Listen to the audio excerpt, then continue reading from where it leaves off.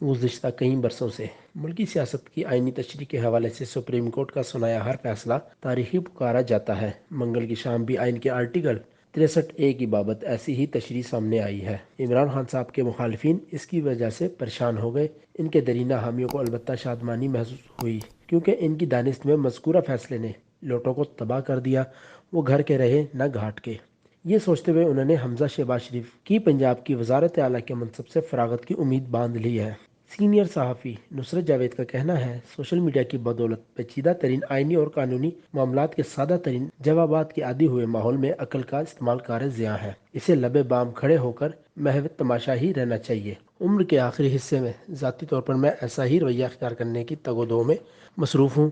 میری مرحومہ والدہ ویسے بھی اکثر ایک پنجابی محاورہ استعمال کیا کرتی تھیں، دلیلیں پے تے کمو گئے۔ اردو میں اس کا مفہوم یہ ہو سکتا ہے کہ دلائل میں الجھ کر انسان مفلوج ہو جاتا ہے، کسی کام کے قابل نہیں رہتا۔ منگل کی شام آیا فیصلہ سیاست کی موجودہ شکل پر کیسے اثر انداز ہوگا؟ اس سوال کا جواب میں نے ٹی وی چینلوں پر ماہرین قانون کے تبصرے سنتے ہوئے تلاش کرنے کی کوشش نہیں کی۔ لیپ ٹاپ کھولا اور جاننا چاہا کہ ٹویٹر اور فیس بک پر 6 خواتین حضرات مذکورہ فیصلے سے کیا نتائج برآمد کر رہے ہیں۔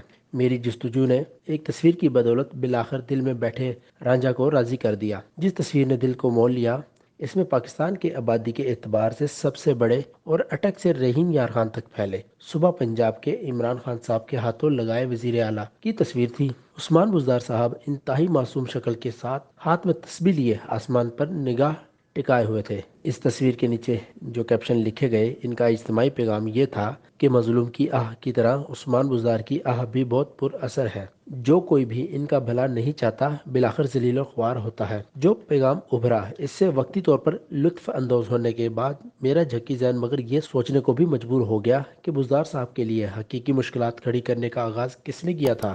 اگست 2018 سے رواں برس کے ابتدائی مہینوں تک عمران خان صاحب عثمان بزدار کا جارحانہ دفاع کرتے رہے۔ وہ انہیں وسیم اکرم پلس بتاتے رہے۔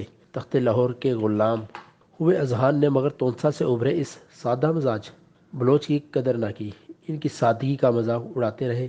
میاں والے سے ابھرے مگر ایک درد مند دانشور ہے، ادب کے شیدائی بھی ہیں۔ میں ایک بڑے مؤثر کے ادارتی صفحات پر چھپا ان کا کالم باقاعدگی سے پڑھتا ہوں۔ منصور آفاق ان کا اس سمے گرامی ہے۔ فقط ان کے کالموں سے علم ہوتا ہے عثمان بزدار فرحات کی لگن کے ساتھ پنجاب کے پسماندہ علاقوں کو جدید تر شہری سہولتیں فراہم کرنے کی کوشش کر رہے ہیں۔ ان کے سوا تحریک انصاف کے مستند پرستاروں میں سے کسی اور نے بزدار صاحب کی محنت کو میڈیا میں اتنے خلوص سے پروموٹ نہیں کیا۔ نصرت جاوید کا مزید کہنا ہے، لاہور میں پیدا اور بڑا ہونے کی وجہ سے میں اکثر سرائیکی وسیب کے درد مند دوستوں کے ساتھ تانوں کی زد میں رہا ہوں۔ مجھ جیسے قلم گھسیٹ کو وہ مہاراجہ رنجیت سنگھ کی متعارف کردہ روایات کا نمائندہ تصور کرتے ہیں۔ حالانکہ میں نے سکھوں کو 1960 کی دہائی میں پہلی بار دیکھا تھا، اپنے گھر سے رنگ محل مشن ہائی اسکول جاتے ہوئے ان کے جتھے مختلف دکانوں پر چند مخصوص ایام میں خریداری کرتے ہوئے دکھائی دیتے۔ ہمیں بتایا جاتا ہے کہ وہ اپنے مقدس مقامات کی یاترا کے لیے آئے ہیں۔ ہمارے دماغ میں یہ بھی بٹھایا گیا تھا کہ سکھوں کے ہر وقت 12 بجے رہتے ہیں۔ اسے ذہن میں رکھتے ہوئے ہم کسی سکھ یاتری کو اکیلے دیکھتے تو سردار جی ٹائم کی ہویا ہے کا سوال پوچھ کر دوڑ لگا دیتے۔ اس مسخرہ پن کے باوجود میری نسل کے لاہوریوں کو مشرقی پنجاب سے ہمارے شہر منتقل ہوئے خاندانوں کی سنائی وہ کہانیاں کبھی نہیں بھولیں گی، جو قیام پاکستان کی وجہ سے ابھرے فسادات کا کلیدی ذمہ دار سکھوں کے جتھوں کو ٹھہراتی تھیں۔ غارت گری کی بے تحاشا داستانیں۔ 1984 میں لیکن جب پہلی بار بھارت گیا تو دلی میں مقیم کئی سکھ خاندانوں سے بھی ملاقاتیں ہوئیں۔ اس برس اکتوبر میں اندرا گاندھی کے قتل کے بعد سکھوں کی دکانوں اور گھروں کو انتقام کی وحشت کے ساتھ جلایا گیا تھا۔ اپنی جان بچانے کی خاطر کئی سکھوں نے اپنے بال اور داڑھیاں بھی صاف کروا دی تھیں۔ وہ ہاتھ میں سکھوں سے مخصوص کڑا بھی نہیں پہنتے تھے۔ میرے ہاتھ میں منت کا کڑا ہے، چہرے پر فرنچ کٹ سے ملتی داڑھی بھی۔ میرے کڑے اور داڑھی کو دیکھ کر کئی سکھ گھبرا جاتے، مجھے فکر مند ہو کر احتیاط کا مشورہ دیتے۔ نہ جانے مگر کیا بات تھی کہ دلی کے عام شہری، خواہ وہ ہندو ہوں یا مسلمان، مجھے دیکھتے ہی پاکستان سے آیا مسافر تصور کرتے۔ روانی میں لکھتے ہوئے اب خیال یہ آیا ہے کہ میں بچپن اور جوانی کی یادوں میں کھو گیا ہوں۔ توجہ جبکہ عثمان بزدار صاحب پر مرکوز رکھنا تھی، ان کی جانب لوٹتے ہوئے فوری خیال یہ بھی آیا ہے کہ ہمارے سرائیکی وسیب کے مہربان دوست تخت لاہور کو مہاراجہ رنجیت سنگھ سے وابستہ تصور کرتے ہیں۔ وہ وسیب کے ملتان جیسے تاریخی شہر کی غارت گری کا ذمہ دار بھی ٹھہرایا جاتا ہے۔ بزدار صاحب نے بطور وزیر اعلیٰ مگر شاہی قلعہ لاہور کے مرکزی دروازے کے سامنے واقع ایک گوشے میں اسی غارت گر تصور ہوتے مہاراجہ کا مجسمہ نصب کروایا تھا۔ اسے دیکھنے کا مجھے اتفاق نہیں ہوا کیونکہ لاہور اب کبھی کبھار جانا ہوتا ہے۔ اس مجسمے کی لیکن جو تصاویر دیکھی ہیں ان میں مہاراجہ گھوڑے پر کسی دلاور فاتح کی طرح سوار تھا۔